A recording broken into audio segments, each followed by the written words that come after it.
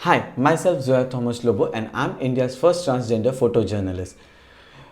Coming on photojournalist, the journey till getting India's first transgender photojournalist was not that possible for me because today's topic of mine is why I am possible. So let me share you few episodes of my life that till becoming India's first transgender photojournalist, what were the possibilities were there which I have to face to reach my goal.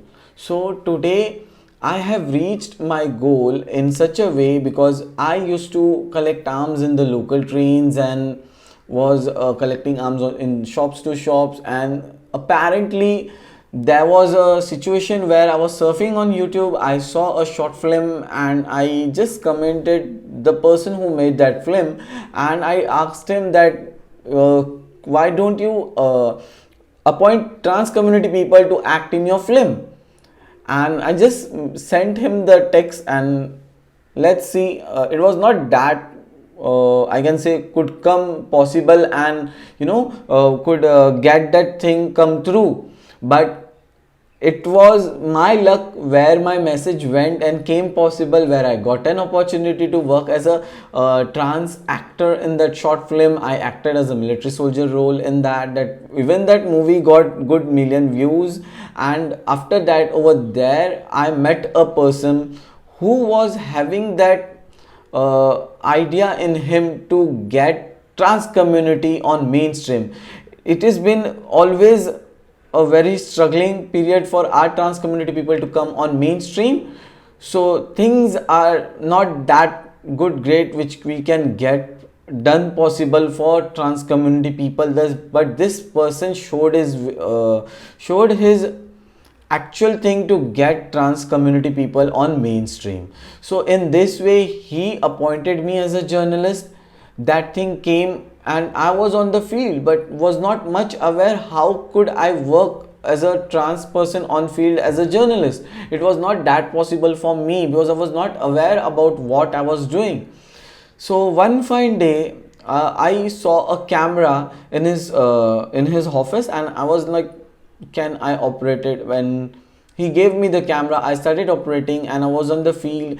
I tried with whatever arms I collected, and in the train while working in the train, I tried to get the camera.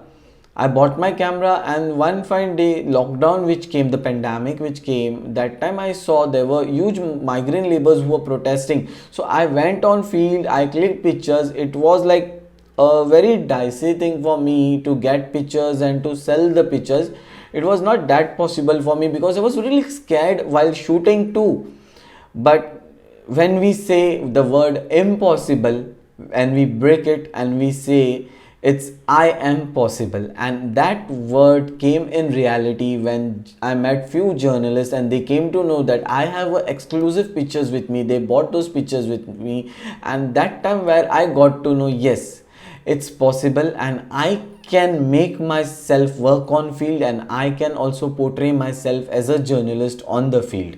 And then again back I was in the local trains collecting arms, where I was feeling that I'm really like what people will say if I go and shoot and all. So one fine day there was a call for me from an international journalist who approached me for an assignment to work with him, and that was the moment where I was really surprised because working on an story, working on a project was really next to impossible for me because I'm a trans person working on field with very low knowledge about journalism was really very difficult. But this person, when I met him, he gave me that strong courage that you can work on this story. He gave me an opportunity to work with him on an assignment, and that time this situation turned into possibility, and where I got a strong courage and I got few people on field who started knowing me, and it was possible. And like there were few moments also in my life where I used to feel in our town area where we have all different varieties of camera shops where I used to visit and all, where I used to think that if I'm a trans, I go in the shop and I can purchase. But after being India's first transgender photojournalist, I have experienced that yes, it's possible. You are a human being and you can achieve your goal if you have a strong willpower in you. And today, when I go in this camera shops, it is such a way where people always there, they are present with me to show me the gadget or the things which I want to buy. And the thing happened like today, if I'm speaking on possibility, I know one of the incident happened with me where this word possible changed my whole cycle of my life.